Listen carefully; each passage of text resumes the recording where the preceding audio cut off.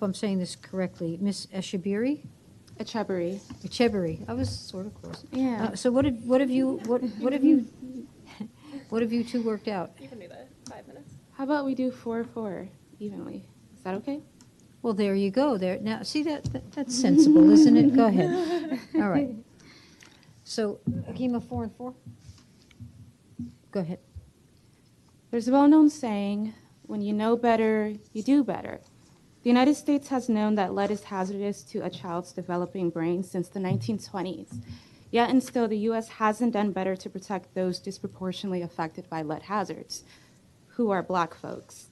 Today, those before me and those after me will share research and anecdotes and everything you'll need to know to decide whether to invest in Black children in D.C. and whether that investment aligns with D.C.'s economic priorities. Although, in my opinion, it's sad and telling that we need a hearing to know whether Black children are valuable. Spoiler alert, they are. My name is Chiamaka Echebiri. I'm testifying in my individual capacity, but I'm a Georgetown Law student participating in the Health Justice Alliance Clinic. I have a client who has children, 2 of whom have had roughly the same blood lead level as Freddie Gray, who was killed at the hands of law enforcement in Baltimore, Maryland in 2015.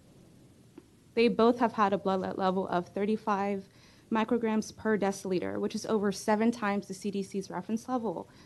But both are under 8 years old. And to further put this in perspective, you only need 3 small grains of lead to poison a child, and make no mistake, DC has been poisoning Black children for decades by approving housing that contains lead paint hazards. Freddie Gray and Corinne Gaines were not residents of DC, but they were residents of our sister state, Maryland. And we know the story of Freddie Gray, but we might not know the story of Corinne Gaines. She was another Black person lead poisoned at a blood lead level of 22 micrograms per deciliter while living in government-subsidized housing. And she was also killed at the hands of law enforcement in 2016. The premature deaths of these 2 and many, many other Black people who have mental health and cognitive disabilities should communicate to us that the very same reason Black folks get shot with lead bullets is the very same reason Black folks are more likely to have lead hazards such as lead paint in their homes. It's because of structural poverty. It's because of racial capitalism. It's because of institutional racism that led to the disinvestment of Black communities via redlining, racial covenants, and race-based zoning. It's almost like a double-edged sword. Black children have borne the brunt of lead poisoning, and it's because these children are Black that the federal government has been slow to act. This lead bill can change that, and hopefully it can create a domino effect across the nation that will cause other states to follow suit by requiring more inspections in rental housing, requiring landlords to provide a lead clearance report to all new tenants and any tenant who files a complaint, providing tenants the right to take their landlords to court, and denying business licenses to landlords who violate lead laws. This bill will proactively remove lead hazards and end DC's reliance on Black children as lead detectors.